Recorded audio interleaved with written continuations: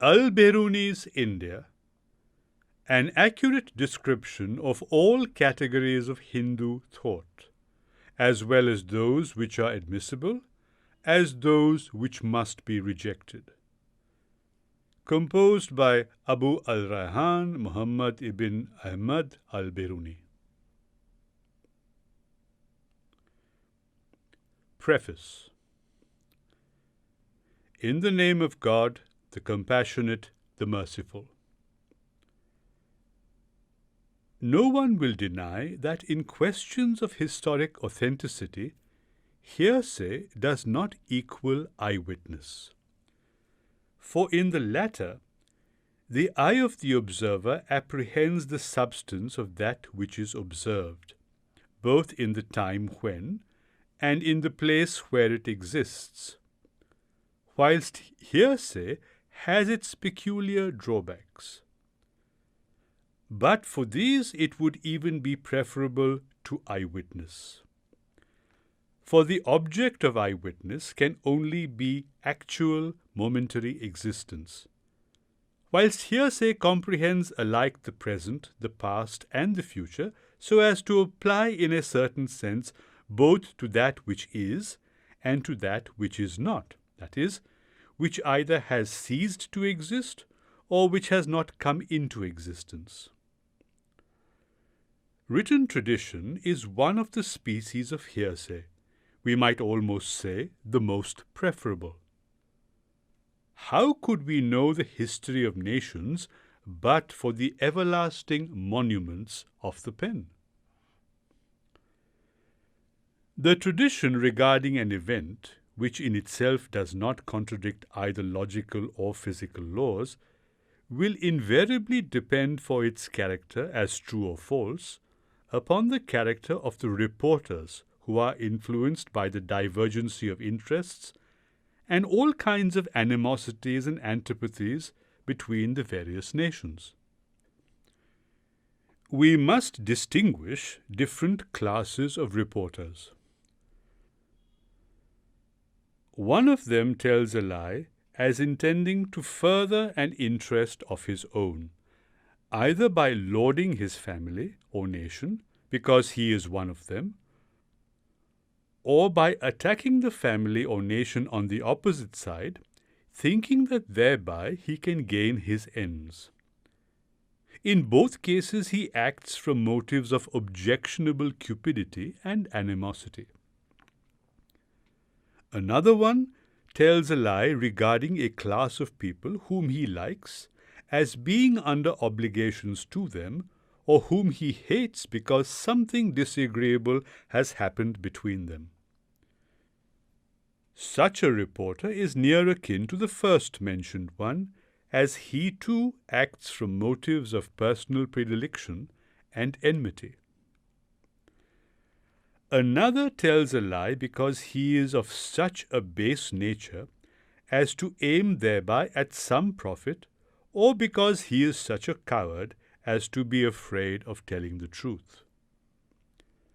Another tells a lie because it is his nature to lie, and he cannot do otherwise, which proceeds from the essential meanness of his character and the depravity of his innermost being. Lastly, a man may tell a lie from ignorance, blindly following others who told him. If now reporters of this kind become so numerous as to represent a certain body of tradition, or if in the course of time they even come to form a consecutive series of communities or nations, both the first reporter and his followers form the connecting links between the hearer and the inventor of the lie. And if the connecting links are eliminated, there remains the originator of the story, one of the various kinds of liars we have enumerated, as the only person with whom we have to deal. That man only is praiseworthy who shrinks from a lie and always adheres to the truth, enjoying credit even among liars, not to mention others. It has been said in the Quran, Speak the truth, even if it were against yourselves. Surah 4, 134. And the Messiah expresses himself in the Gospel to this effect. Do not mind the fury of kings in speaking the truth before them. They only possess your body, but they have no power over your soul. Matthew 10, 18, 19, 28. Luke 12, 4. In these words, the Messiah orders us to exercise moral courage. For what the crowd calls courage, bravely dashing into the fight or plunging into an abyss of destruction, is only a species of courage, while the genus, far above all species, is to scorn death, whether by word or by deed. Now, as justice, that is, being just, is a quality liked and coveted for its own self, for its intrinsic beauty, the same applies to truthfulness, except perhaps in the case of such people as never tasted how sweet it is, or know the truth, but deliberately shun it, like a notorious liar who once was asked if he had ever spoken the truth, and gave the answer, "If I were not afraid to speak the truth, I should say no." A liar will avoid the path of justice. He will, as a matter of preference, side with oppression and false witness, breach of confidence, fraudulent appropriation of the wealth of others, theft, and all the vices which serve to ruin the world and mankind. When I once called upon the Master, Abu Sahel Abd al-Munim ibn Ali ibn Nah Aftalisi, may God strengthen him, I found that he blamed the tendency of the author of a book on the Mu'tazila sect to misrepresent their theory. For according to them, God is omniscient of himself, and this dogma that author had expressed in such a way as to say that God has no knowledge, like the knowledge of men, thereby misleading uneducated people to imagine that, according to the Mu'tazilites, God is ignorant. Praise be to God, who is far above all such and similar unworthy descriptions. Thereupon I pointed out to the Master that precisely the same method is much in fashion among those who undertake the task of giving an account of religious and philosophical systems from which they slightly differ or to which they are entirely opposed. Such misrepresentation is easily detected in a report about dogmas comprehended within the frame of one single religion, because they are closely related and blended with each other. On the other hand, you would have great difficulty in detecting it in a report about entirely foreign systems of thought, totally differing both in principles and details, for such a research is rather an out-of-the-way one, and there are few means of arriving at a thorough comprehension of it. The same tendency prevails throughout our whole literature on philosophical and religious sects. If such an author is not alive to the requirements of a strictly scientific method, he will procure some superficial information which will satisfy neither the adherents of the doctrine in question nor those who really know it. In such a case, if he be an honest character, he will simply retract and feel ashamed. But if he be so base as not to give due honor to truth, he will persist in litigious wrangling for his own original standing point.